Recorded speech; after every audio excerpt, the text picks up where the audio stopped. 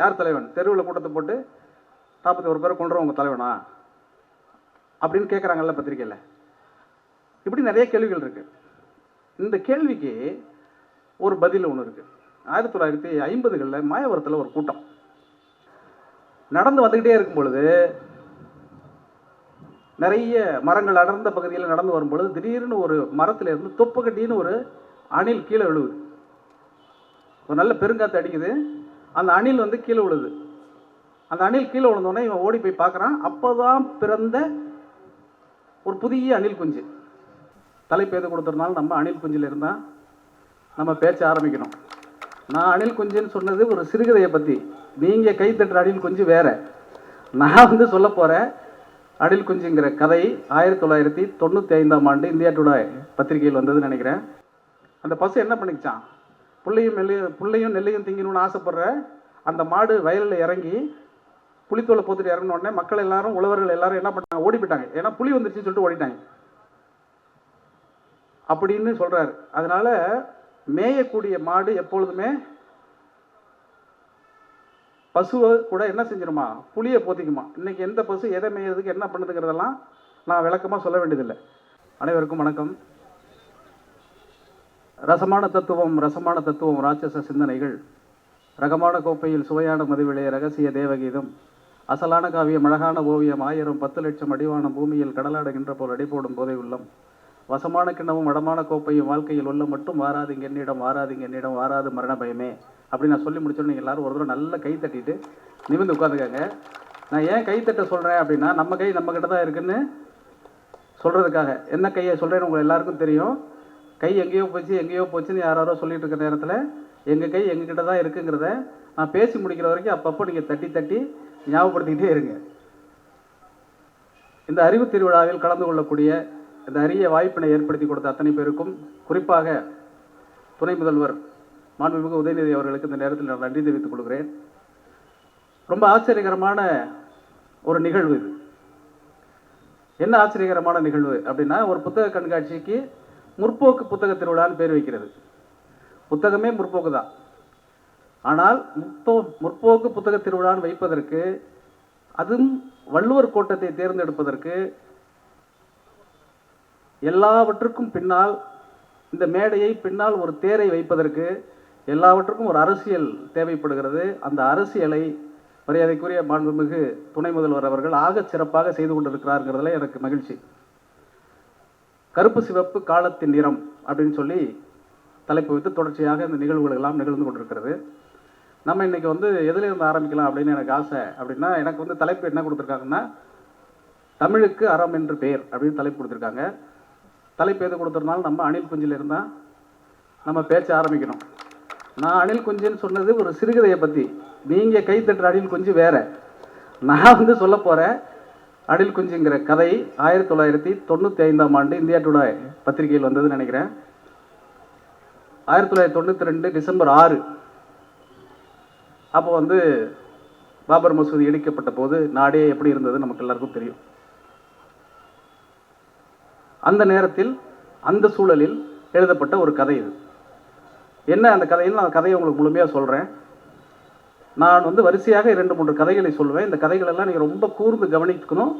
கவனித்து நீங்கள் புரிந்து கொள்ளணும். ஏன்னா வெளிப்படையாக சில விஷயங்களை சொல்லக்கூடாது, சொல்ல முடியாது. 2 தினங்களுக்கு முன்பாக 1000 விளக்கு சட்டமன்ற உறுப்பினர் மரியாதைக்குரிய தோழர் எழிலன் அவர்கள் இப்படியெல்லாம் நீங்கள் சொல்லாதீங்கன்னு வேற கேட்டிருக்கிறார்.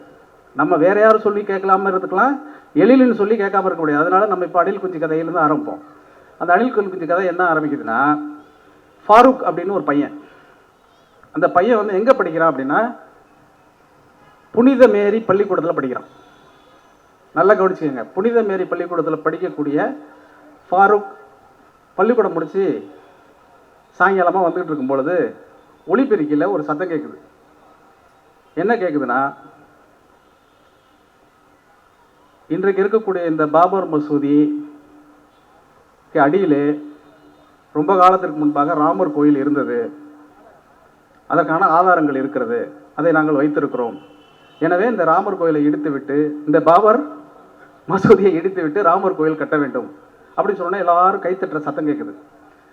இந்த ஃபாரூக்கு ஒன்றுமே புரியல.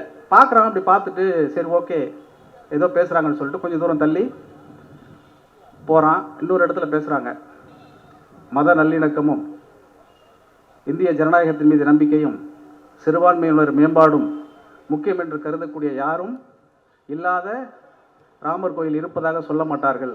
எனவே பாபர் மசூதியை நாம் காக்க வேண்டும் அப்படின்னு அந்த பக்கம் சொல்கிறாங்க. அதையும் கைத்தட்டுறாங்க. ஃபாரூக்கு ஒன்றுமே புரியல.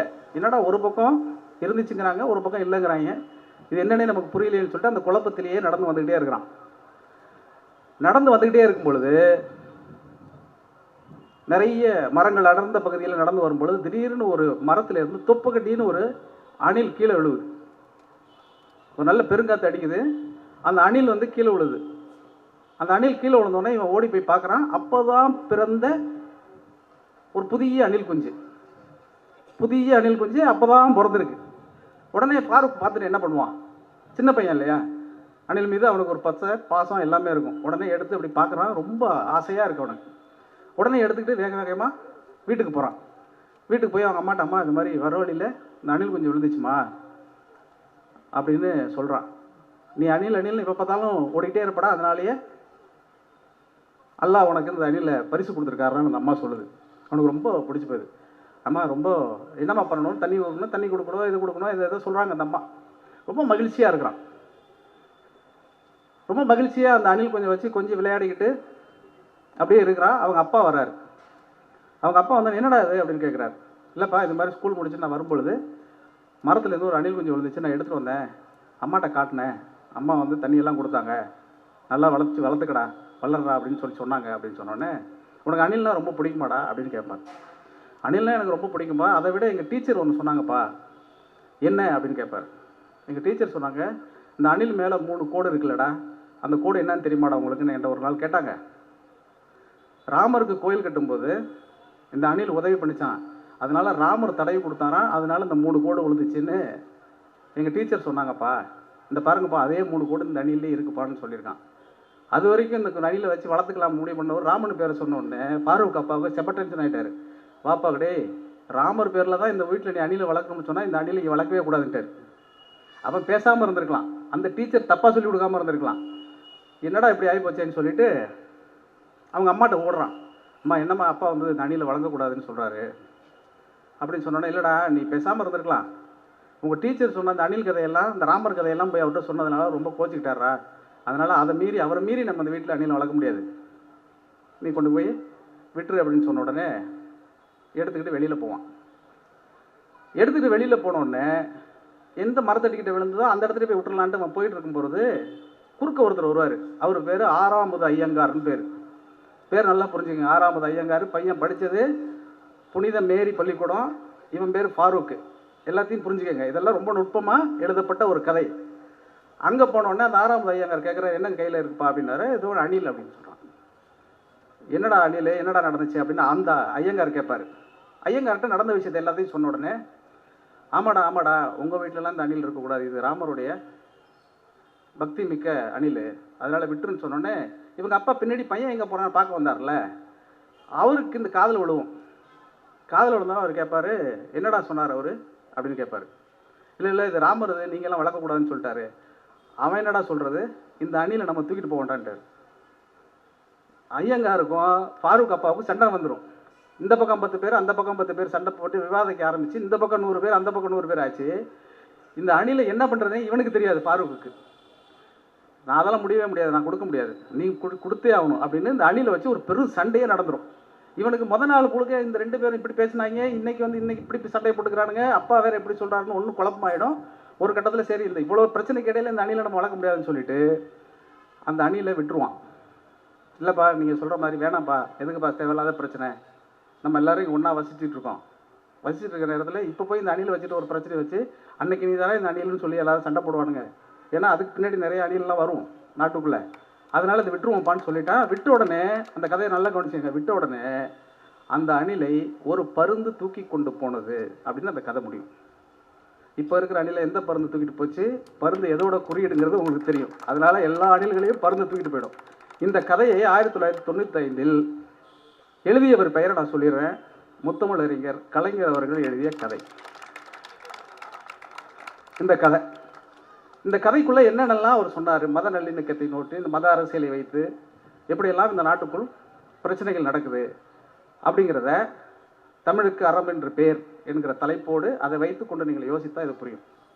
நான் ரொம்ப சின்ன வயசில் இருக்கும் பொழுது இந்த தமிழ்நாடு கலை இலக்கிய பெருமன்றம், தமிழ்நாடு முற்போக்கு எழுத்தாளர் சங்க கூட்டத்துக்கெல்லாம் போவேன். அப்போ வந்து அங்கே ஒரு பேராசிரியர், ரொம்ப முக்கியமான ஒரு பேராசிரியர், தமிழக நாட்டுப்புறவியலில் ஆய்வாளர், ரொம்ப சிறந்த ஆய்வாளர் அவர், ஆ சிவசுப்ரமணியம் அப்படின்னு சொல்லிட்டு ஒருத்தர். அவர் ஒரு கதை சொல்வார். இப்போ நான் உங்களுக்கு அணில் கதையை சொல்லி முடிச்சிட்டேன். இப்போ ஒரு நாய் கதையை சொல்ல போகிறேன். இந்த நாய் கதையும் கேளுங்க. எல்லாத்தையும் வரிசையாக சொல்லிட்டு வந்து நான் கடைசியில் ஒரு கதையை சொல்லி முடிப்பேன். அந்த சொல்லி முடிக்கிற கதை என்னங்கிறத என்கிட்ட சொல்ல வேணாம், நீங்கள் வீட்டில் போய் பக்கத்தில் இருக்கவங்கள்ட்ட எல்லார்ட்டையும் சொல்லி முடிச்சிருங்க. அந்த 2வது நாய் கதைக்கு போவோம். ஒரு காடு, அந்த காட்டுக்குள்ளே ஒரு நாய் இருக்கும். காடு இல்லை, ஒரு காட்டிலேருந்து வந்த ஒரு நாய். அது வந்து ஒரு நாட்டுக்குள்ளே இருக்கும், ஒரு நகரத்துக்குள்ளே இருக்கும்.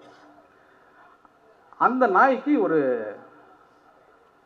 குழந்தை, அது ஒரு பெண் நாய். அதுக்கு ஒரு பையன் இருக்கான். அந்த பையனுக்கு பொண்ணு பார்க்கணுன்னு அந்த நாய் கிளம்பு.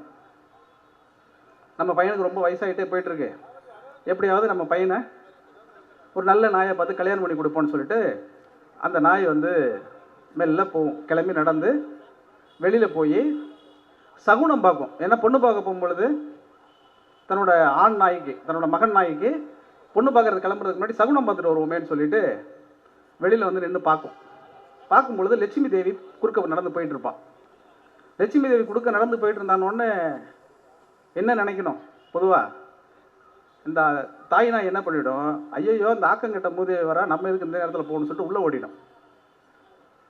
என்னடா லட்சுமி தேவியே வரும்பொழுது இந்த நாய் வந்து ஆக்கங்கட்ட மூதின்னு சொல்லிட்டு ஓடும் போதேன்னு சொல்லிட்டு ஊர் மக்களுக்கெல்லாம் பயங்கர கடுப்பாயிடும். உள்ளே போயிடும். இவனுங்க எல்லாரும் வேடிக்கை பார்க்க ஆரம்பிச்சிருவாங்க. கொஞ்ச நேரம் கழித்து திருப்பி வெளியில் வரும். அந்த நேரத்தில் சரஸ்வதி வந்துகிட்டு இருக்கும். ஐயோ இவன் 100 மாக்கங்கட்ட மூதியாச்சே, இவனும் வராளேன்னு சொல்லிட்டு திருப்பி ஓடிடும். இவனுங்களுக்கு எல்லாருக்கும் பதட்டம் ஆகிடும். ஊரில் இருக்கிறவனுங்களாம், என்னடா லட்சுமி வந்தாலும் இந்த நாய் வந்து ஆக்கங்கட்ட மூதின்னு சொல்லுது, சரஸ்வதி இருந்தாலும் சரி சரி கொஞ்சம் வெயிட் பண்ணுவோம், அடுத்து யார் வரான்னு பார்ப்போம்னா அடுத்து பூமாதேவி வருவா. பூமாதேவி ஐயோ இவன் அந்த 2 பேரை விட வரவஞ்சன கரையாச்சே, இவன் முன்னெடுப்பதற்கு போய் நம்ம பிள்ளைக்கு பொண்ணு பார்க்குறதான்னு சொல்லிட்டு மறுபடியும் உள்ளே ஓடிடும். மக்கள்லாம் செம கொதிப்பாயிடுவாங்க. என்னடா லட்சுமி, சரஸ்வதி, பூமாதேவி 3 பேரையும் ஆக்கங்கட்ட மூதின்னு சொல்லுதுன்னா இந்த நாய்க்கு எவ்வளோ திமிரு இருக்கும். அதனால் மன்னன்ட்ட போய் சொல்லி உடனடியாக இதுக்கு ஏதாவது தண்டனை வாங்கி கொடுக்கணும்னு சொல்லிட்டு மன்னன்ட்ட போய் சொல்லுவாங்க. அப்படியா சொன்னிச்சு, அப்படியே நான் சொல்லியிருக்காரு அந்த நாயின்னு அவர் சொல்லுவார், நாய்க்கு சப்போர்ட் பண்ணி. அவர் மன்னர்ல, எல்லாத்துக்கும் மன்னர் அவர். அதனால் அவர் உடனே அந்த நாய் மேலே எல்லாம் குறை சொல்ல மாட்டார். இல்லை அப்படிலாம் கிடையாது. இல்லை ராஜா, உண்மையிலே அப்படி நடந்துச்சு. லட்சுமி வந்தா, சரஸ்வதி வந்தா, பூமாதேவி வந்தா, 3 பேர் ஆக்கங்கட்ட மூதின்னு சொன்னா. அப்புறம் என்ன நடந்துச்சு அப்படின்னோடனே ஒரு மூதேவி வந்துச்சு, இதுதான் நல்ல சகுனம்னு சொல்லிட்டான் அப்படின்னு சொன்னேன். என்ன மூதேவி பார்த்து நல்ல சகுனம்னு சொன்னால் இவங்க 3 பேர் பார்த்து கெட்ட சகுனம்னு சொல்லிட்டாளா? முடியாது அந்த நாயை கூட்டிகிட்டு வந்துடுறாரு. இவங்க போய் உடனே நாயே ராஜா உன்னை கூப்பிட்றாரு, நீ வா அப்படின்னு சொல்லுவான். நான் வரமாட்டேன், அவருக்கு எனக்கு மருமக முறை, நான் வர முடியாதுன்னு சொல்லுவோம். என்னது ராஜாவுக்கு நீ மருமக முறையா, என்ன சொல்கிற அப்படின்னா, ஆமாம் எனக்கு மருமக முறை, நான் நேராக வர முடியாது. ஏன்னா மருமக முன்னாடி போய் நான் எப்படி நிற்கிறது, அது மரியாதை கிடையாது, அது நம்ம சமூக வழக்கம் கிடையாதுன்னு. இவங்களுக்கு ரொம்ப கடுப்பானே, ராஜா சொல்லியான்னு சொல்லிட்டு குண்டு கட்டாக தூக்கிட்டு போயிடுவாங்க. தூக்கிட்டு போய் ராஜாட்ட சொல்லல, நான் வந்துடுறேன், அரண்மனைக்கு வரேன், ஆனால் ஒன்று செய்ய, ராஜாவுக்கும் எனக்கும் இடையில ஒரு திரையை போட்டுரு. அவர் மூஞ்ச நான் பார்க்க மாட்டேன். திரையை போடுறதெல்லாம் என்ன கதைன்னு உங்களுக்கு தெரியும். இந்திரா காந்தி தமிழ்நாட்டுக்கு வந்து ஒருத்தர் சந்திக்க போணுச்சு காஞ்சிபுரத்தில், அவரை எப்படி பார்த்தாருங்கிறதெல்லாம் நீங்கள் புரிஞ்சுக்கங்க. அந்த மாதிரி திரையை போட்டுருங்கன்னு நாய். உடனே திரையை போட்டாங்க. திரையை போட்ட உடனே அவர் கேட்பார், நீ என்ன லட்சுமி வரும்பொழுது ஆக்கங்கட்ட மூதின்னு சொன்னியாமே? ஆமாம் ஆக்கங்கட்ட மூதி தான். ஏன் அப்படி சொன்னேன்? உலகத்தில் எல்லாரும் தான் கஷ்டப்படுறான், எல்லாரும் தான் உழைக்கிறான், எல்லாருக்கிட்டையும் அவள் தங்குறா, கொஞ்சம் பேர்கிட்ட தங்குறா, கொஞ்சம் பேர்கிட்ட இல்லாமல் போயிடுறா, எல்லாத்துக்கும் சமமாக பார்த்தா தானே நீ கடவுள், கொஞ்சம் பேருக்கு மட்டும் நல்லது செஞ்சுன்னா நீ எப்படி கடவுள்னு அதனால் முடியாதுன்று. ஓ ஆமாம் கரெக்டு தான் நீ சொல்கிறது. சரி சரஸ்வதி தான், எல்லாரும் தான் படிக்கிறான், சில பேர் பாஸ் பண்ணுற, சில பேர் ஃபெயில் ஆக்கிடுற, இன்னும் சொல்லப்போனால் கொஞ்சம் பேர் புதிய கல்விக் கொள்கைன்னு கொண்டு வந்து உள்ளே திணிக்கிறானுவ. இப்படி எல்லாம் இருக்கிற ஆட்டில் ஒருத்தனுக்கு பார்சியாலிட்டி பார்த்தீங்கன்னா அந்த சரஸ்வதியா, அதனால தான் ஆக்கங்கட்ட மூதின்னு சொல்லிட்டேன். என்னம்மா இதுவும் கரெக்டாக தான்ப்பா சொல்லுதுன்னு சொல்லிட்டு அமைச்சர்லாம் பார்ப்பார். அமைச்சர்கள் எப்போ போகும்போது தலையாடிக்கிட்டே உட்காந்துருப்பாங்க. அடுத்து கேட்பார் பூமாதேவி, என்னதாலும் அவங்க 2 பேரும் கூட பரவாயில்ல, பூமாதேவியை ஏமா சொன்னேன், எனக்கு மனசே தாங்கலாமான்னு அந்த நாய் மேலே ரொம்ப அக்கறையோடு கேட்பார். இல்லை இல்லை அதெல்லாம் ரைட்டு, எல்லாருமே வயலில் வந்து விதை வைக்கிறோம், நாற்று நடுறோம், களை பறிக்கிறோம், எல்லாம் பண்ணுறோம். கொஞ்சம் பேருக்கு தான் விவசாயத்தில் நல்ல மகசூல் வருது, கொஞ்சம் பேருக்கு இல்லாமல் போயிடுது. ஒருத்தனுக்கு இருந்தும் ஒருத்தனுக்கு இல்லாமல் ஆக்குற இந்த பூமாதேவி நல்லவளா, இவளும் ஆக்கம் கெட்டவ தான். ஆமாம், அதுவும் கரெக்டு தான் நீ சொல்கிறது, எல்லாருக்கும் சமமாக வச்சுக்கணும்னு நீ நினைக்கிற. ஆமாம், எல்லாத்தையும் சமமாக எது வைக்கலையோ அது சாமி இல்லை அப்படின்னு அந்த நாய் சொல்லும். சரிம்மா அதெல்லாம் கரெக்டு, மூதேவி வந்த பிறகு அது மட்டும் ஓகேன்னு சொன்னியா? அதுதான் யார் கேட்டாலும் கேட்கலனாலும் அவங்க விரும்புகிற மாதிரி போகும், அவங்க நினைக்கும் போது தூங்கும், அவங்க என்னென்ன சொல்கிறாங்களோ எல்லாத்தையும் செய்யும். அதனால் எல்லாருக்கிட்டையும் இருக்கிறது மூதேவி தான், எல்லாருக்கிட்டையும் யார் இருக்கிறதோ அதுதான் சக்தி மிக்கது. அதனால எனக்கு மூதேவியை பிடிச்சிருச்சுன்னு சொன்னார். இப்போ இதெல்லாம் பிரச்சனையெல்லாம் முடிஞ்சிருச்சு.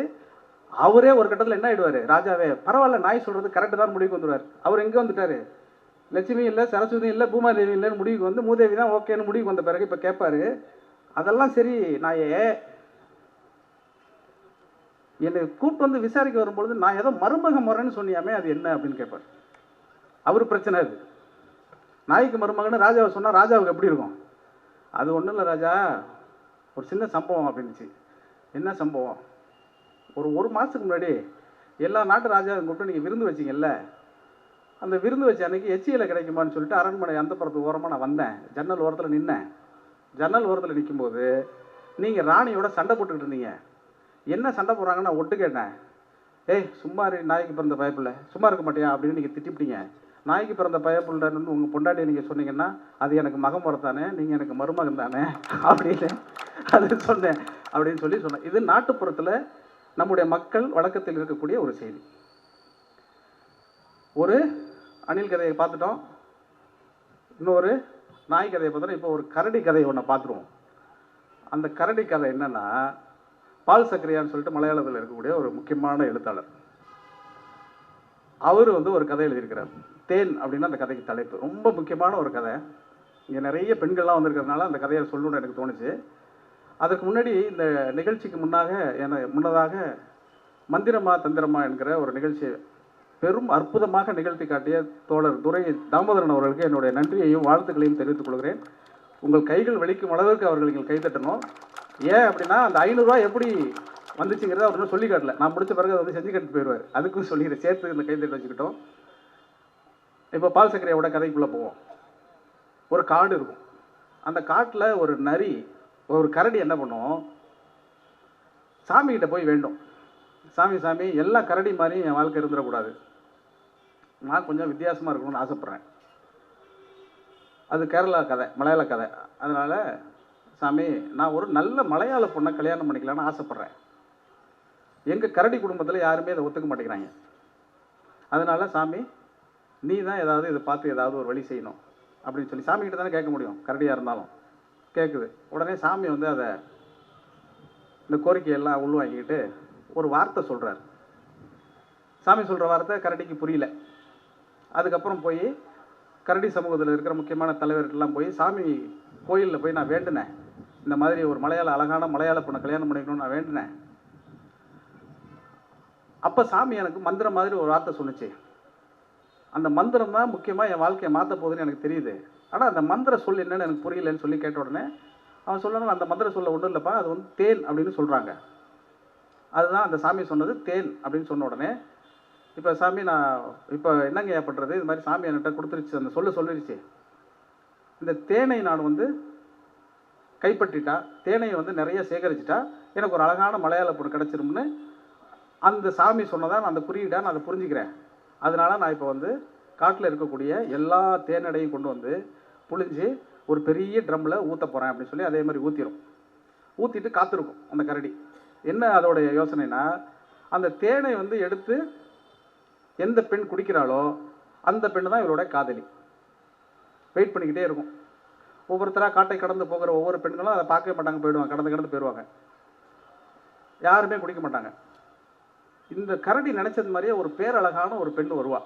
வந்து பார்த்தோன்னே ஒரு ட்ரம்மு நிறையா தேன் இருக்கிறத பார்த்தோன்னே அந்த தேனை எடுத்து குடிச்சிருவா.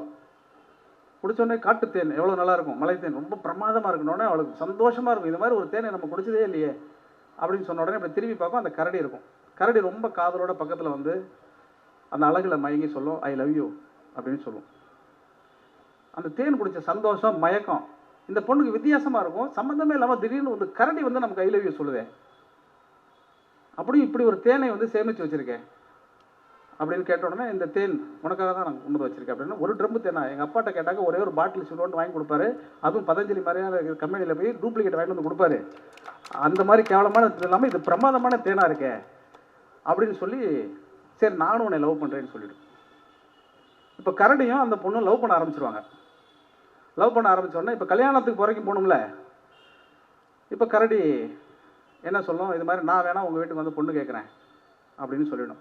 சரின்னு ரெண்டு பேரும் போய் இந்த பெண்ணுடைய அப்பா கிட்டையும் அம்மா கிட்டையும் ஒரு நாள் வீட்டுக்கு கூட்டிகிட்டு போவாள். கூட்டிகிட்டு போனோடனே போகிறப்பே சொல்லிட்டு போவா, நீ உனக்கு பேர் இல்லை, கரடின்னு சொன்னால் எந்த கரடின்னு தெரியாது, அதனால் உனக்கு நடேசன்னு பேர் வச்சிடுறேன்.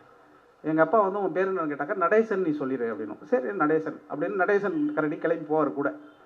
கூட போன உடனே வீட்டுக்குள்ளே போவார். அந்த ஏற்கனவே இந்த பெண்ணுக்கு வந்து கூடுதலாக 2 சகோதரிகள் இருக்காங்க. 2 சகோதரிக்கும் கல்யாணம் பண்ணி கொடுத்தாச்சு. அதனால் இந்த லவ்வை சேர்த்து வச்சாக்க வேறு யாரும் கல்யாணம் பண்ண மாட்டாங்கங்கிற பிரச்சனையும் அந்த வீட்டில் கிடையாது. அது மட்டும் இல்லாமல் அந்த 2 கல்யாணம் பண்ண மருமகன் இருக்காங்களா, அவங்க மோசமானவனுங்க. இந்த மாமனாரை மதிக்கவே மாட்டானுங்க. அந்த மாதிரி ஒரு நேரத்தில் இது கூட்டிகிட்டு போய், பாப்பா இந்த மாதிரி இவர் பேர் வந்து நடேசன், இவரை நான் கல்யாணம் பண்ணிக்கலான்னு இருக்கேன் அப்படின்னு சொன்னோடனே அவருக்கு அதிர்ச்சி ஆயிரும். என்னது கரடியை கல்யாணம் பண்ணிக்க போறியா, என்னம்மா நீ சொல்கிற அப்படின்னு சொல்லிட்டு இருக்கிற நேரத்திலேயே டக்குன்னு அந்த கரடி என்ன பண்ணிடும், மாமனார் காலில் விழுந்துடும்.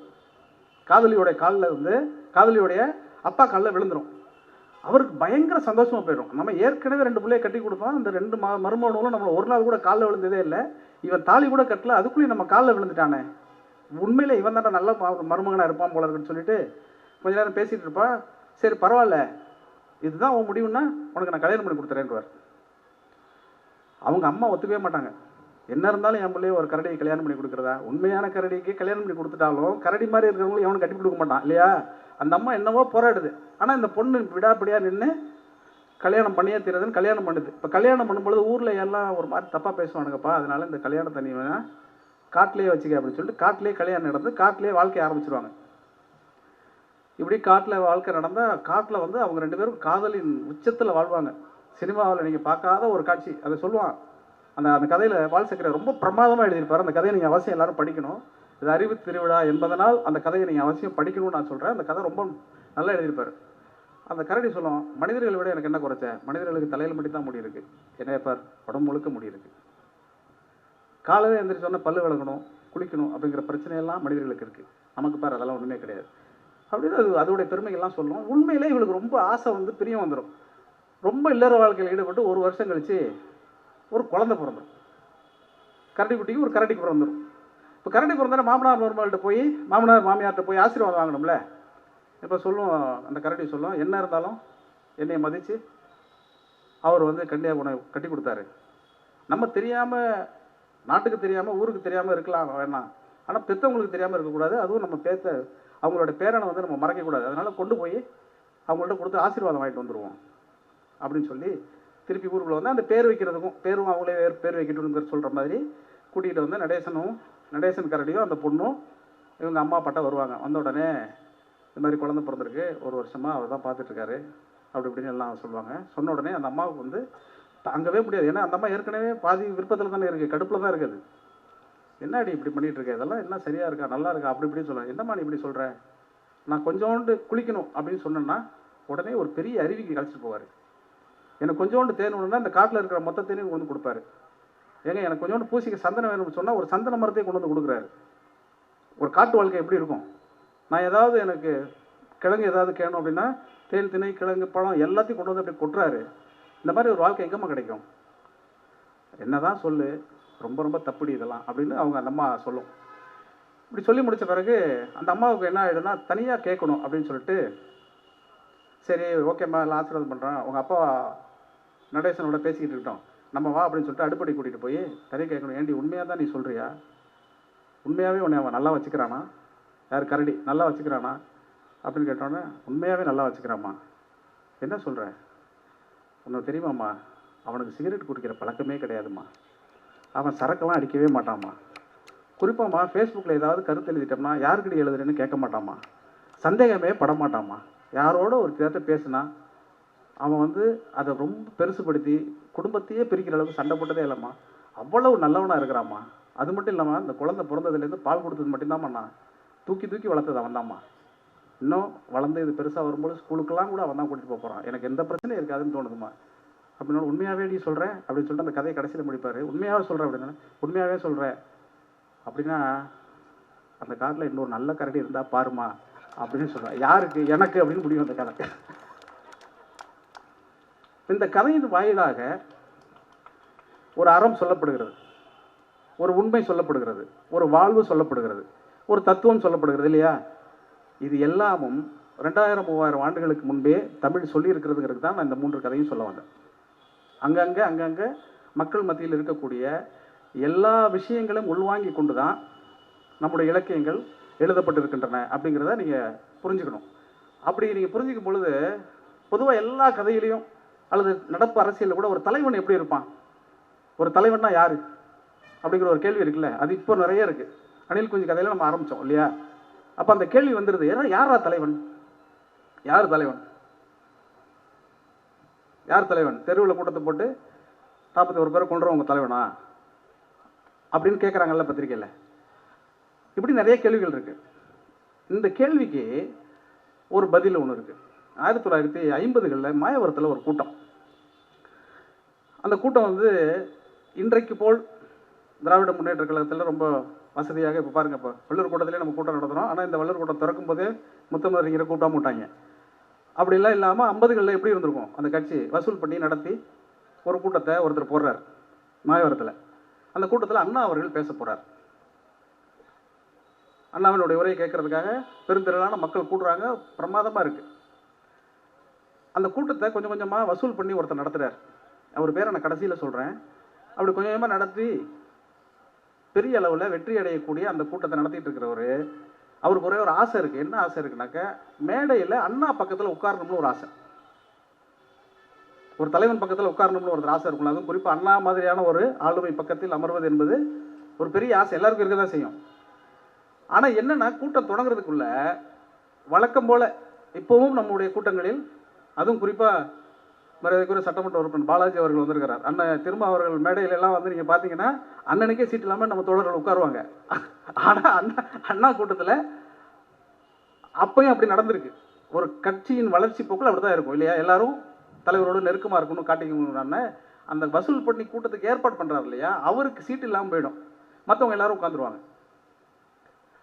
கஷ்டப்பட்டு கூட்டம் நடத்தணும்னு முடிவு பண்ணி அண்ணாவை கூப்பிட்டுட்டு வந்த ஒருத்தருக்கு மேடையில் இடம் இல்லைன்னா எப்படி இருக்கும் அவருக்கு? அவர் மனசு ரொம்ப உடைஞ்சு போயிடாரு, ரொம்ப உடைஞ்சு போயிடாரு. யாரும் எந்திரிக்கிற மாதிரி இல்லை. அவருக்கு டக்குன்னு ரொம்ப மனசு வருத்தமாக இருந்தது. அண்ணா உட்கார்ந்துருக்கும் போதே அண்ணா காதுபடவே அண்ணாவையே திட்டிடுறாரு.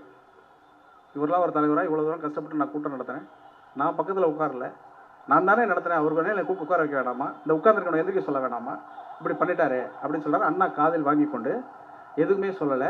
அந்த கூட்டத்தில் மிக சிறப்பாக 1 மணி நேரம் உரையாற்றார். உரையாற்றி முடித்ததற்கு பிறகு அந்த சம்பந்தப்பட்ட நபர் பேசிய வசையை, அதற்கான விளக்கம் எதையுமே சொல்லலை. அந்த சேரில் உட்காந்துருந்தான் இல்லை, அவங்க மொத்த பேரையும் தனியாக கூப்பிட்டாராம். அவரை மட்டும் விட்டுட்டு மொத்த பேரையும் தனியாக கூட்டிகிட்டு போனாராம். கூட்டிகிட்டு போய் அங்கே ஒரு வாட்டர் டேங்க் இருக்கான், அந்த வாட்டர் டேங்க் பக்கத்தில் எல்லாரையும் நிற்க வச்சுட்டு நீங்கள் எல்லாம் போங்கப்பான்னு சொல்லிட்டு இந்த சேரில் உட்காந்தாங்க இல்லை, அவங்கள்ட்ட மட்டும் பேசினாராம். என்ன பேசினாராம்? அந்த தம்பி கேட்டது சரிதான். அவன் ஒரு முக்கியத்துவமாக நான் வந்து இங்கே பேசணும் அப்படின்னா இந்த பகுதியில் இந்த கட்சியை வளர்க்கணுங்கிறதுக்காகத்தான் அவன் கூட்டம் போட்டிருக்கான். எல்லாருக்கும் சேர் போட்டு கூட்டம் நடத்துகிறான், தெருவில் நிற்க வைக்கல. 4 மணிக்கு நான் வருவேன்னு சொன்னால் 4 மணிக்கே என்னை கரெக்டாக வர வச்சுட்டான். இப்படி வரிசையாக எல்லாத்தையும் சொல்கிறார். அதனால அண்ணாவை திட்டிட்டியாடா நீ அப்படின்னு அவனை யாரும் கோச்சிக்கக்கூடாது.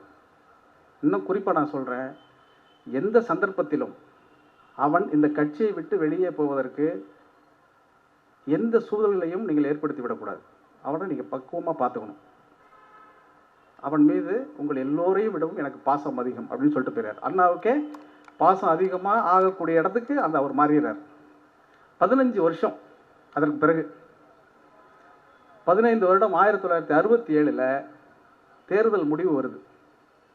மாயவரம் வெற்றி அப்படின்னு சொல்லி ஒரு பேர் வருது. அந்த பேர் யாருன்னா, அந்த மேடையில் இருக்கை கிடைக்காதவருடைய பெயர் தான் மாயவரத்தின் சட்டமன்ற உறுப்பினர் என்கிற வெற்றி செய்தியை சொன்ன கிட்டப்பா என்கிற பெயர். அந்த கிட்டப்பா தான் அண்ணாவை திட்டினவர்.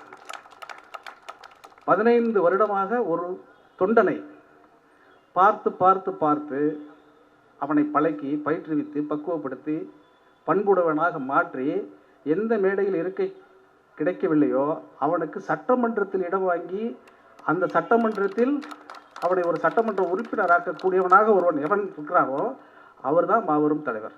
அதனால தான் மாபெரும் தலைவர் அண்ணா அப்படின்னு நம்ம சொல்கிறோம்.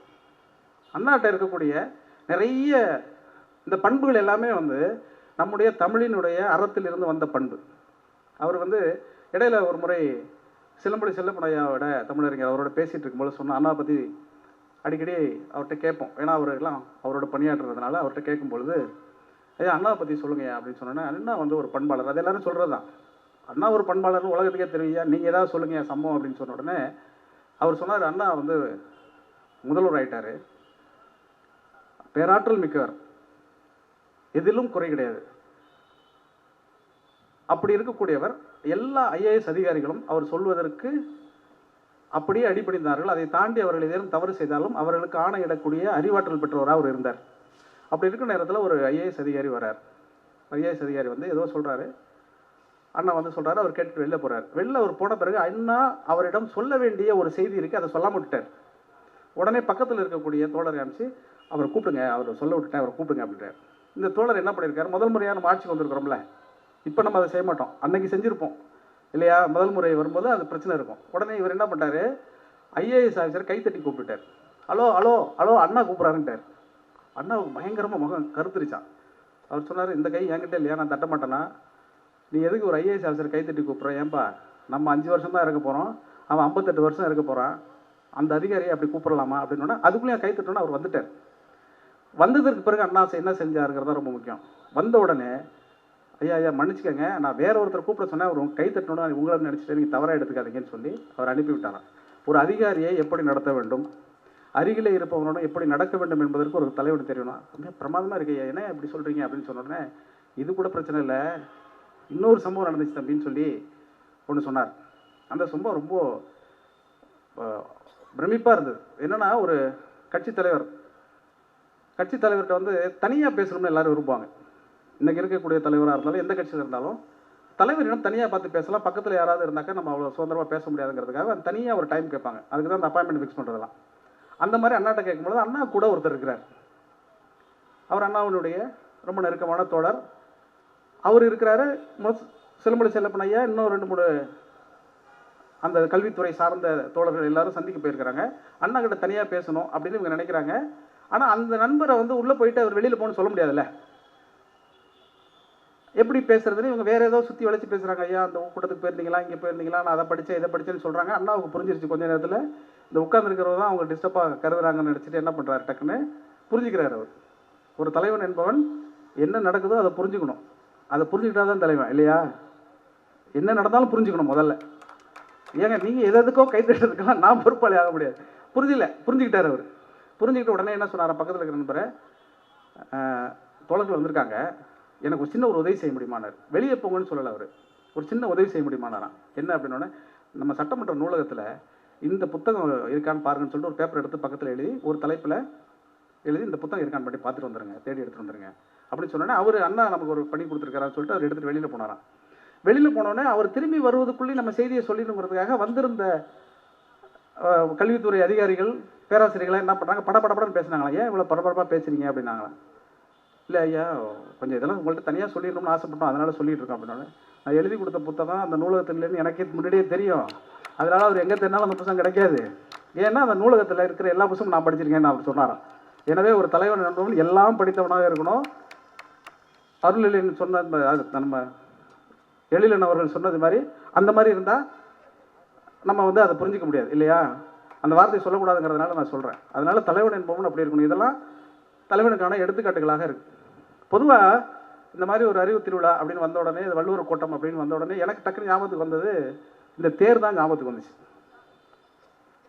வள்ளுவர் கூட்டம் அப்படின்னு வச்சது ரைட்டு, தமிழினுடைய அறிவாசான் வள்ளுவனுடைய பேர் வைக்கணும். இந்த தேரை எதுக்கு வைக்கணும், இந்த தேரை எதுக்கு இங்கே வைக்கணும் அப்படின்னு எனக்கு அடிக்கடி தோணும். ஏன் தேரை கொண்டு வள்ளுவர் கூட்டத்தில் வைக்க வேண்டும் என்று முத்தமிழறிஞர் கலைஞர் யோசித்திருப்பார் அப்படின்னு திரும்ப திரும்ப யோசித்தேன். அதுக்கான பதிலை வந்து நம்ம துரை தாமோதரன் அவர்கள் வந்து இங்கே மணியாட்டி காட்டிட்டார். இந்த மணியாட்டி காட்டினது என்னென்னா, இந்த தேருக்கும் மணிக்கும் ஒரு சம்மந்தம் இருக்குது இல்லையா? தேருக்கும் மணிக்கும் என்ன சம்மந்தம் இருக்குது? மனுநீதி சோழன் ஒரு கதை இருக்குது நம்மகிட்ட. அந்த மனுநீதி சோழன் திருவாரூர் ஆண்டாள். திருவாரூரை ஆண்ட தில்லாளன் தான் மனுநீதி சோழனாக அறியப்படுகிறான். அது என்ன கதைங்கிறது உங்களுக்கு தெரியும் இல்லையா? ஒரு கன்றை வந்து இளவரசன் கொன்றுவான். உடனே அந்த கன்றுக்காக அந்த பசு வந்து அந்த மனுநீதி சோழனுடைய அரண்மனையில் இருக்கக்கூடிய மணியை அடிக்கும்.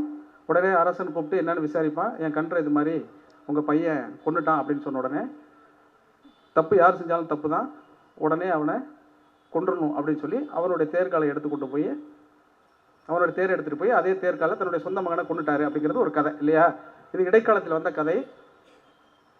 இது வந்து நீதிக்கு இன்னக்கும் நம்ம சொல்லிட்டு இருக்கக்கூடிய ஒரு கதை. இந்த கதை எதற்காக உருவாக்கப்பட்டது அப்படின்னா, சைவ சித்தாந்தம் இடைக்காலத்தில் பேரெழுச்சியோடு வந்து இருக்கக்கூடிய காலத்தில் இந்த கதை சொல்லப்பட்டது. ஏன் அப்படின்னா, அந்த கதையினுடைய குறியீடு என்னென்னா 3 விஷயம் இருக்குது அதில். சைவ சித்தாந்தத்தினுடைய முப்பொருள் உண்மை அப்படின்னு சொல்லக்கூடிய பதி, பசு, பாசம். இந்த பதி, பசு, பாசம் என்னங்கிறதெல்லாம் இன்னொரு மேடையில் நான் ரொம்ப விளக்கமாக சொல்கிறேன். அதுக்கான நேரம் இல்லை. அதனால் பதி, பசு, பாசம்னா, பதினா இறைவன் அல்லது தலைவன், பசுன்னா உயிர்கள், பாசம்னா கட்டுத்தலைன்னு சொல்லுவாங்க. இந்த உயிர்களினுடைய கட்டுத்தலைகள் எல்லாம் எப்போ அதை அறுக்கிறாங்களோ அப்போ இறைவனை சேர்ந்துருவாங்கங்கிறது அவங்களுடைய நம்பிக்கை. இது கண்ணதாசனே ரொம்ப பிரமாதமாக ஒரு பாட்டு எழுதியிருப்பார். உயர்ந்தவர்கள் திரைப்படத்தில் ஒரு பாட்டு எழுதியிருப்பார். இறைவன் 2 பொம்மைகள் செய்தான் தான் விளையாட, அவை 2ம் சேர்ந்து ஒரு பொம்மை செய்தது தாம் விளையாட அப்படின்னு சொல்லுவார். அந்த இறைவன் செய்த 2 பொம்மைகள் பசுவும் பாசமும். அதுக்குள்ளெல்லாம் நம்ம போக வேணாம். இந்த கதையை வந்து நம்ம புரிஞ்சிருப்போம். இந்த கதையை வந்து என்னுடைய தமிழாசிரியர் ஒரு நாள் சொன்னாங்க. எப்போ இந்த கதையை சொன்னாங்கன்னா, எங்கள் ஸ்கூலில் வந்து தமிழ் படம் எடுத்துகிட்டு இருக்கும்பொழுது கவிமணி தேசிய விழாவின் பிள்ளையுடைய ஒரு கவிதையை சொல்லி நடத்தினாங்க. தோட்டத்தில் மேயது வெள்ளை பசு, அங்கே துள்ளி குடிக்குது கன்றுக்குட்டி, அம்மா என்கிறது வெள்ளை பசு, அதான் அண்டையில் ஓடுது கன்றுக்குட்டி அப்படிங்கிற பாட்டை சொல்லி நடத்திட்டு, இது மாதிரி கவிமணி தேசிய விழாவில் எழுதியிருப்பார்ப்பா அப்படின்னு சொல்லிட்டு அதோட விட்டுருந்தா பரவாயில்ல. என்னோட சொன்னாங்க, அவருடைய ஆசிரியர் பாடம் நடத்திட்டு இருக்கும் பொழுது இந்த மாதிரி ஒரு தடவை கவிதை எழுதி கொண்டு போய் வச்சாராம். அதை படிச்சுட்டு ரொம்ப நல்லா எழுதுறப்பா, தொடர்ச்சியாக நீ எழுது அப்படின்னு சொல்லி அவர் உற்சாகப்படுத்தினதுனால தான் அவர் கவிஞராக மாறி இருக்காரு. அந்த கவிதை தேசிய விநாயகம் பிள்ளை வந்து சாதாரண கவிஞர் இல்லைப்பா, அவர் தான் குழந்தைகளுக்காக முதல்ல கவிதை எழுதினவர், குழந்தை பாடல்கள் எழுதினவர் அவர் தான். அதனால் அவர் இதெல்லாம் படிங்க அப்படின்னு சொன்ன உடனே நான் சும்மா இருக்க மாட்டோம், கிளாஸ் ரூமில் ஏஞ்சி, இல்லைம்மா நீங்கள் சொல்கிறதெல்லாம் கரெக்டு தான், கவிமணி போய் கவிதை எழுதி வச்சாருன்னா உடனே அவர் டீச்சர் வந்து படிச்சுட்டு அவரை பாராட்டி கவிஞனை உருவாக்கியிருக்காங்க. அது மாதிரி நான் கவிதை எழுதிட்டு வந்து வச்சாக்க என்னையும் நீங்கள் பாராட்டுவீங்களான்னு கேட்டேன். நீ எழுதிட்டு வாடா, கண்டிப்பாக நான் உன்னை பாராட்டுறேன் அப்படின்ட்டாங்க. நான் என்ன பண்ணிட்டேன், அதே சந்தத்தை எடுத்துகிட்டு போயிட்டு வீட்டில் உட்காந்து அவர் தோட்டத்தில் மேயது வெள்ளை பசு துள்ளி குதிக்குது கன்றுக்குட்டின்னு எழுதினாரா, நான் எடுத்துகிட்டு போய் ஏக்கத்தில் நிற்குது என் எருமை, இதை ஏந்தியும் கொஞ்சிட யார் வருவார்னு எழுதிட்டேன். இப்படியே வரிசையாக மறுநாள் கொண்டு போய் காமிச்சேன். அவங்க உண்மையிலேயே ஆரத்தழுவி முத்தமிட்டு பிரமாதமாக எழுதுறாடா, நல்லா வருதுடா உனக்கு கவிதை, நீ நாட்டில் மிகப்பெரிய கவிஞராயிருவேன்னு 40-35 வருஷத்துக்கு முன்னாடி அவங்க சொல்லிட்டாங்க அந்த டீச்சர். அவங்க என்ன சொன்னாங்கன்னா, ரொம்ப நல்லா வாசிக்கிற, ரொம்ப நல்லா எழுதியிருக்கிற, நான் வந்து கிளாஸ் ரூமில் உன்னை வாசிக்க சொல்ல போகிறேன் பசங்க மத்தியில் அப்படின்னு சொல்லி பசங்க மத்தியிலே இந்த கவிதையை வாசிக்க சொன்னாங்க. நான் வந்து ஏக்கத்தில் நிற்குது என் எருமை அப்படின்னு சொன்னோன்னா கொல்லுன்னு சிரிச்சிட்டானுங்க பசங்க. ஏக்கத்தில் நிற்குது என் எருமை, அதை ஏந்தியும் கொஞ்சிட யார் வருவார் நான் கேட்டோடனே பசங்க எல்லாம் சிரிச்சிட்டாங்க. எனக்கு வந்து ஒரு மாதிரி சங்கடமாக போயிடுச்சு. டீச்சர் வந்து பாராட்டிட்டாங்க, ஆனால் இப்படி சிரித்தோடனே எல்லாம் சும்மா இருங்க, எதுக்கு சிரிக்கிறீங்க அப்படின்னோடனே, இல்லை மிஸ் இவன் எருமையெல்லாம் வச்சு பாட்டு எழுதியிருக்கிறாள் அதான் எங்களுக்கு சிரிப்பு வந்துருச்சுட்டாங்க. நான் என்ன கேட்டேன்னா, வெள்ளை பசுன்னு அவர் பாட்டு எழுதுனா தப்பு, கருப்பு எருமைன்னு நான் எழுதுனா தப்பா, பசு வந்து உயர்ந்தது எருமை வந்து தாழ்ந்ததான்னு கேட்டேன். அவங்க உடனே வந்து ஒரு 30 வருஷம் கழித்து வள்ளுவர் கூடத்தில் போய் பேசுவேன்னு நினச்சாங்களோ என்னமோ சொன்னாங்க, தமிழில் அப்படியெல்லாம் பசு எருமைங்கிற பாகுபாடெல்லாம் கிடையாதுப்பா, ரொம்ப காலத்துக்கு முன்னாடியே ஐங்குறுநூறுலேயே அணிநடை எருமைன்னு ஓரம்போகையார் எழுதியிருக்கிறாரு, அகநானூரில் அண்ணல் நல்லேருன்னு எழுதியிருக்கிறாங்க. அதனால் எருமையை வந்து நம்ம புகழ்ந்த ஒரு மரபு தான் நம்முடையது. எருமை மட்டுமல்ல, எல்லா உயிரினங்களையும் பாதுகாத்த போற்றிய மரபு தான் நம்முடைய மரபு அப்படின்னு சொல்லிட்டு தான் இந்த மனுநீதி சோழன் கதையை சொல்லி முடித்தாங்க. அவங்க சொல்லி முடித்த பிறகு இந்த கதையை பற்றிலாம் நிறைய யோசிச்சு வச்சு அப்பப்போ தேடிட்டே இருக்கும் பொழுது 1942 ஆராய்ச்சி மணி அல்லது மணிநீதி சோழன் அப்படின்னு ஒரு படம் வந்திருக்கு. அந்த படம் யாராவது பார்த்துருக்கீங்களா? யாருமே பார்த்துருக்க முடியாது. ஏன்னா அந்த படம் வந்ததை போன தலைமுறை உள்ளவங்களே பார்க்கல. ஏன்னா 1942 வந்தது. அந்த பிரதி எங்கேயுமே கிடைக்கல. நான் எல்லா இடத்துக்கும் எழுதி போட்டு கேட்டு தேடி பார்த்து இனிமேல் கிடைக்காதுங்கிற முடிவுக்கு வந்ததுக்கு பிறகு தான் அதில் இருக்கக்கூடிய பாட்டு புஸ்தகம், பழைய பாட்டு புஸ்தகத்திலேருந்து சில செய்திகள் இருந்துச்சு. அதை வச்சு தான் இப்போ நான் உங்களுக்கு இந்த தகவலை சொல்கிறேன். அந்த படம் எடுக்கும் பொழுது அந்த படத்தினுடைய இயக்குனர் வந்து ராஜா சாண்டோ, ரொம்ப முக்கியமான தமிழின் முக்கியமான முன்னோடி இயக்குநர்கள் ஒருத்தர். அவர் நிறைய படங்கள் எடுத்திருக்காரு. 63 65 படங்கள் எடுத்திருக்கிறார் அவர். இந்த படத்தை மணிநீதி சோழன் வந்து மக்கள் வழக்கத்தில் சொல்லி கொண்டு இருக்கக்கூடிய ஒரு கதையை எடுத்தால் வெற்றி பெறுங்கிற நம்பிக்கையோடு அவர் எடுக்கிறார். அப்படி எடுக்கணும் அப்படின்னு முடிவெடுத்து போய் ஷூட் பண்ணிட்டு இருக்கும் பொழுது அவருக்கு என்ன பிரச்சனை வந்துடுதுன்னா, ஒரு மணி ஆராய்ச்சி மணி கட்ட விட்டு அந்த மணியை வந்து அந்த பசு அடிக்கணும் இல்லையா? அந்த மணியை வந்து அந்த பசு அடிக்கலைன்னா என்ன ஆகும்? இந்த படமே எடுக்க முடியாது. அந்த கதையினுடைய முக்கியமான விஷயமே இந்த மணி அடிக்கிறது தான். நம்ம தாமோதரன் இப்போ மணி அடித்து காட்டினார்ல, அந்த மணி தான் அந்த பசு அடித்தாதான் அந்த கதை. ஒரு வாரமாக ஷூட் பண்ணி பார்க்குறாரு. கிழக்கால கையை அசைச்சு கூப்பிட்டோம்னா மாடு மேற்கால ஓடிடுது. சரி, மேற்கால தான் ஓடுதுன்னு சொல்லிட்டு மேற்கால கேமரா வச்சு வடக்கால இந்த இடத்துல போனாக்கா இங்கிட்டு ஓடிடுது. மாடு என்ன பண்ணும்? மனுஷனுக்கே சொல்லி கொடுத்து ஒழுங்காக நடிக்க வைக்க முடியாது. அது தப்பாக அவர் நடிச்சினானுங்க. பேப்பரை பார்த்து தப்பாக அவர் நடிக்கிறானுங்க. அது மாடு என்ன பண்ணும்? ஒன்றும் பண்ணல. இவருக்கு ஒரு வாரம் ஆகுது. ஃபிலிம் ரோல் இன்றைக்கி மாதிரி டிஜிட்டல் கிடையாது. அழிச்சிட்டு எடுக்க முடியாது. ஃபிலிம் ரோல் செலவாயிட்டே இருக்குது. ராஜா சாண்டோ 63 படம் எடுத்தவர். தெலுங்கு, தமிழ், ஹிந்தின்னு மிகப்பெரிய புகழ் வாய்ந்த ஒரு இயக்குனர். இங்கே லோக்கலில் வந்து படம் எடுத்துருக்காரு. கந்தன் ப்ரொடக்ஷன்ஸ்னு ஒருத்தவங்க.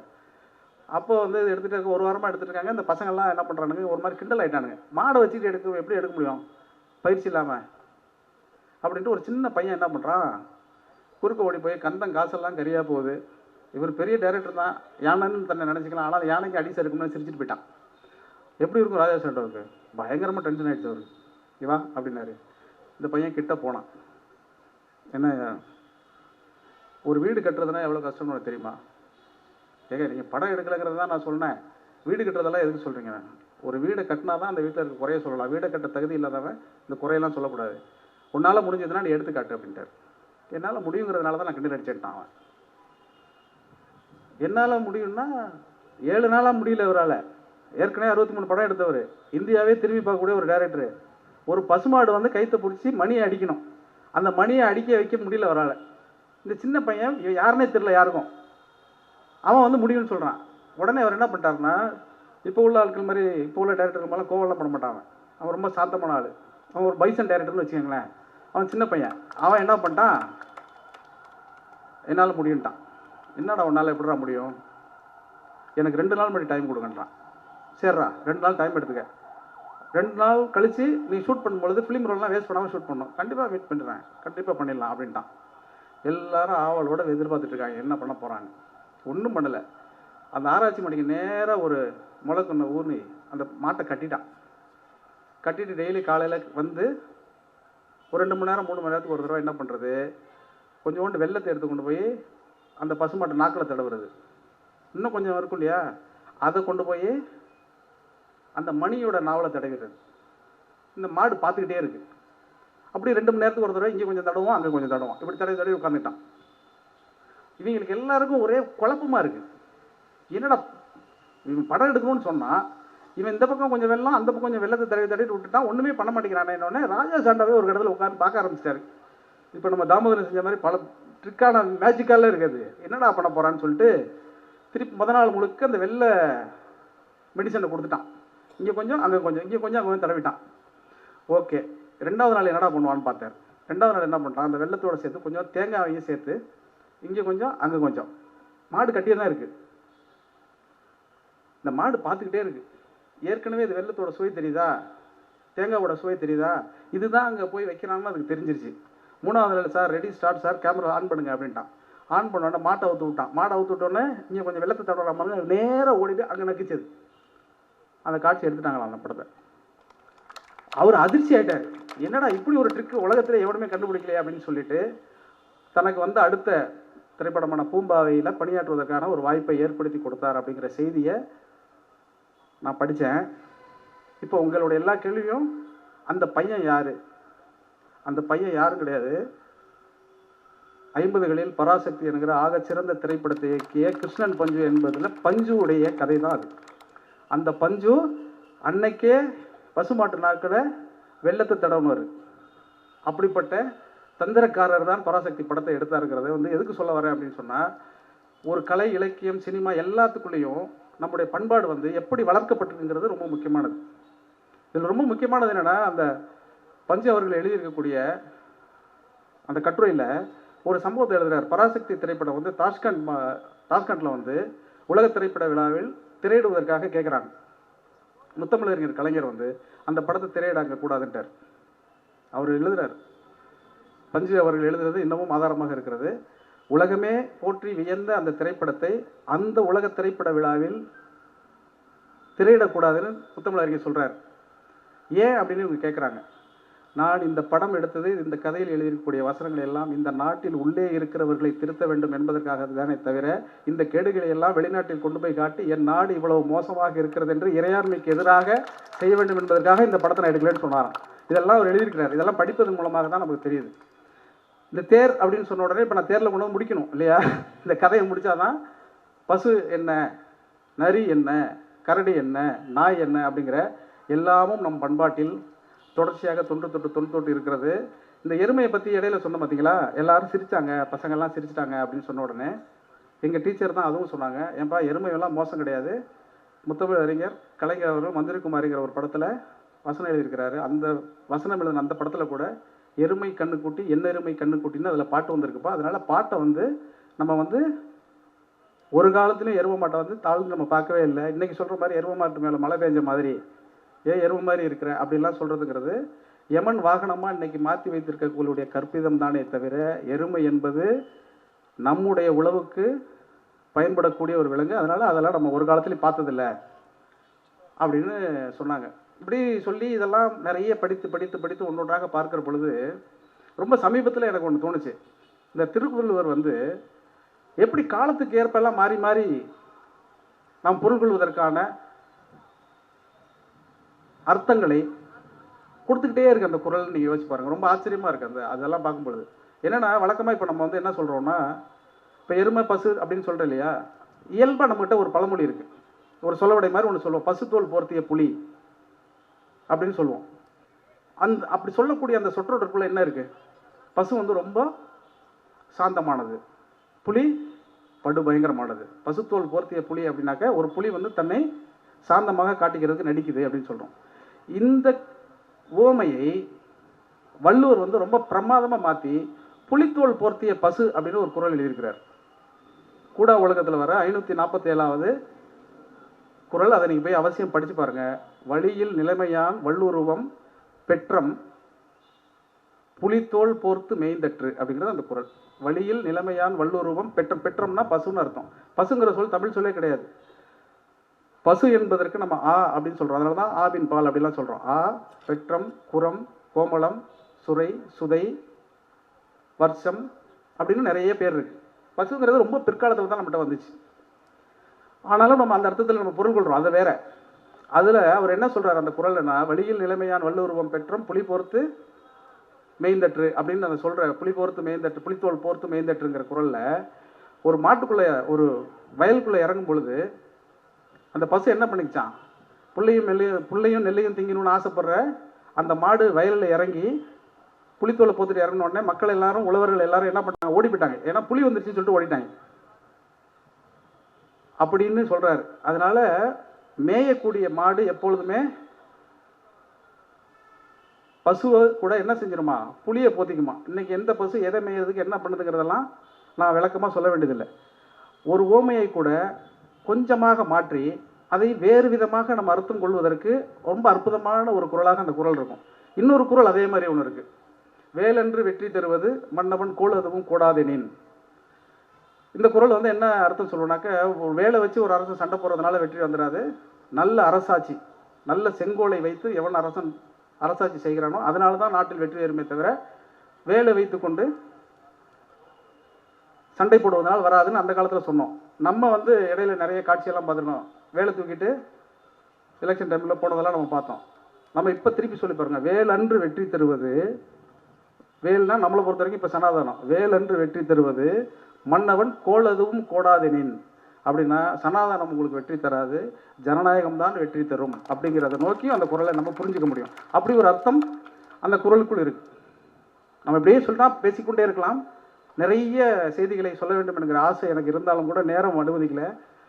ஒரு இறுதியாக ஒரு செய்தியை சொல்லி நிறைவு செய்யலான்னு நான் நினைக்கிறேன். இறுதியாக என்ன சொல்லலாம் அப்படின்னு யோசிக்கும்போது, ஒரு திருக்குறளாக படிக்க படிக்க ரொம்ப வியப்பளிக்கக்கூடிய கதைகள், வியப்பளிக்கக்கூடிய செய்திகள் எல்லாமே தமிழில் இருக்கிறது.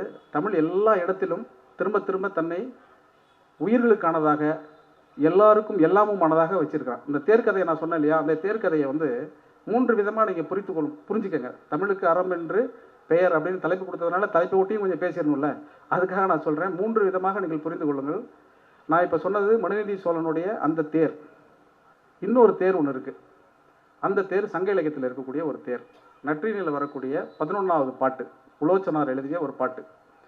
அந்த பாட்டு என்ன சொல்லுதுன்னா, புணரி பொருத பூமலர் அடர்கரை ஆழி மரும்பின் அளவன் ஓம்பி வல்வன் வல் பாய்ந்து ஊற நிலவு விரிந்தற்றால் காணலானே அப்படின்னு. அது விளக்கமாக நான் சொல்கிறேன் உங்களுக்கு. ஒரு தோழி தலைவிகிட்ட சொல்கிறா, தோழியின் தலைவி பேசிகிட்டு இருக்காங்க. அப்போ தலைவி சொல்கிறா, எனக்கு என்னமோ அவன் மேலே நம்பிக்கை இல்லைப்பா, அவன் வரேன்னு சொல்கிறான், வராமல் போயிடுறான். 11 மணிக்கு திடீர்னு கூப்பிட்றான். அதுவும் கோயம்புத்தூரில் எங்கேயாவது தனியாக இருக்கிற ஒரு இடத்துல கூப்பிட்றான். அதனால் எனக்கு அவன் மேலெல்லாம் பெரிய நம்பிக்கை வரல, அது லவ்னே எனக்கு புரியல, அதனால் எனக்கு சந்தேகமாக இருக்குது, நான் அவனை பிரிஞ்சிடலான்னு நினைக்கிறேன் அப்படின்னு சொன்னான். அப்படிலாம் சொல்லாத, அவன் பார்க்கவே ரொம்ப நல்ல பையனாக இருக்கிறான், அப்படிலாம் சொல்லாத, அவன் உண்மையிலே நல்ல பையன்தான். எப்படி சொல்கிற நீ? நான் அவனோட பழகிட்டு இருக்கேன், எனக்கு தெரியாமல் உனக்கு தெரியுமா அப்படின்னோடனே, இல்லை எனக்கு தெரியும், அவன் நல்லவன் தான். அவன் ஒவ்வொரு தடவையும் லேட்டாக வர்றதுக்கு ஒரு காரணம் இருக்குது. என்ன காரணம்? நீ எப்போதுமே அவனை சந்திக்கிறது நைட்டில் தான் சந்திக்கிற, இரவு நேரத்தில் தான் வர்றான். அவன் ஒரு நெய்தல் நிலத்தை சேர்ந்தவன். நெய்தல் நிலம்னா கடற்கரை புறத்தில் இருக்கிறவன். அவன் வர்றது நடந்து வர முடியல, அவன்கிட்ட ஒரு தேர் இருக்குது, அந்த தேரில் தான் வர்றான். அப்படி வரும்பொழுது இரவு நேரம் நிலவு பார்த்த உடனே கடலுக்குள்ளே இருக்கக்கூடிய நண்டுகள் எல்லாம் கரையில் விளையாடி கொண்டிருக்கும். அப்படி விளையாடி கொண்டிருக்கக்கூடிய இந்த நண்டுகளை நம்முடைய தேர்காலில் மிதித்து கொன்றுவிடக்கூடாது என்பதற்காக வேகமாக தேரை ஓட்ட முடியாமல் தேர்காலில் நண்டு சிக்கிவிடுமோ என்று பயந்து அவன் வருவதனால், ஒரு உயிரை கூட, ஒரு நண்டின் உயிரை கூட கொன்றுவிடக்கூடாது என்று வருவதனால் தாமதமாகி விடுகிறது. அதனால் அவனை போய் நீ தப்பாக நினைக்காதம்மா, உன் காதலை விட ஒரு உயிரை காப்பாற்றுறது தான் முக்கியம் அப்படின்னு சொன்ன அந்த உலோச்சனார் கதையை முற்பகுதியில் வச்சுக்கோங்க. முற்பகுதியில் நம் தேரை வைத்துக்கொண்டு என்ன செஞ்சோம்? உயிரை காப்பாற்ற வேண்டும் என்று வைத்திருந்தோம். அடுத்தது மனுநீதி சோழன் காலத்தில் இந்த தேரின் மூலமாக நீதி வழங்க வேண்டும் என்று வைத்தோம். அந்த நீதி வழங்க வேண்டும் என்று வைக்கும் பொழுது அந்த அரசனுக்கு பேர் நம்ம என்ன வச்சுருந்துருக்கணும்? அந்த அரசனுக்கு நம்ம மனுநீதி சோழன் பேர் வச்சிருக்கிறோம். உண்மையாக எப்படின்னா வச்சிருக்கணும்? மணிநீதி சோழன் தான் வச்சிருந்துருக்கணும் இல்லையா? மனுநீதி சோழன் வச்சதுனால தான் என்னன்னா, உயிருக்கு உயிர் எடுக்கணும்னா அவன் ஒரு நீதியை சொல்லியிருக்கிறதா நம்ம புரிஞ்சு வச்சிருக்கிறோம். எனவே உயிருக்கு உயிர் எடுப்பதல்ல நீதி, எந்த உயிரும் சாகக்கூடாது என்று இருப்பது தான் நீதி, அதுதான் சமநீதி. மனுநீதி என்பது நம்மளுடைய மரபு இல்லை என்பதைத்தான் அந்த சங்கப்பாட்டு சொல்லுது. சரி, இதெல்லாம் முடிச்சு இப்போ நம்ம என்ன சார் சொல்ல போகிறோம்? இந்த தேரை வச்சுக்கிட்டு, இந்த கதையை வச்சுக்கிட்டு சொல்லணும்னா, இறுதியாக நான் சொல்ல விரும்புவது ஒரு திருக்குறள் இருக்கிறது. அந்த திருக்குறளை நீங்கள் புரிந்து கொண்டால் இந்த கூட்டம் எதற்கு, இந்த அறிவு திருவிழா எதற்கு, இந்த புத்தகங்கள் எதற்கு, இந்த ஆட்சி எதற்கு, இந்த கொள்கைகள் எதற்கு, கோட்பாடுகள் எதற்கு அப்படிங்கிற எல்லாமும் உங்களுக்கு புரிந்துவிடும். அந்த குறளும் ஒரு குறள் தான், அந்த செய்தியும் ஒரு குறள் தான். உருவு கண்டு எல்லாமை வேண்டும், உருவு கண்டு எல்லாமை வேண்டும், உருள் பெறும் தேருக்கு அச்சாணி அன்னார் உடைத்து அப்படிங்கிற அந்த குறள். அந்த குறள் தெரியுது உங்களுக்கு, அதை பற்றி நான் விளக்கம் சொல்ல வேண்டியதில்லை. எனவே எல்லாருக்கும் எல்லாமும் என்பதைத்தான் தமிழுடைய மரபாக இருந்திருக்கிறது. நேரம் இனிமேலும் என்னோட உரையை நான் ரொம்ப சுருக்கமாக முடிக்க வேண்டிய ஒரு சூழல் ஏற்பட்டு விட்டது. என் குலம் என்றுனை தன்னிடம் ஒட்டிய மக்கள் பெருங்கடல் பார்த்து மகிழ்ச்சி கொள், அறிவை விரிவிசை அகண்டமாக்கு விசால பார்வையால் விழுங்கு மக்களை மானிட சமுத்திரம் நான் என்று கூவு. நன்றி, வணக்கம்.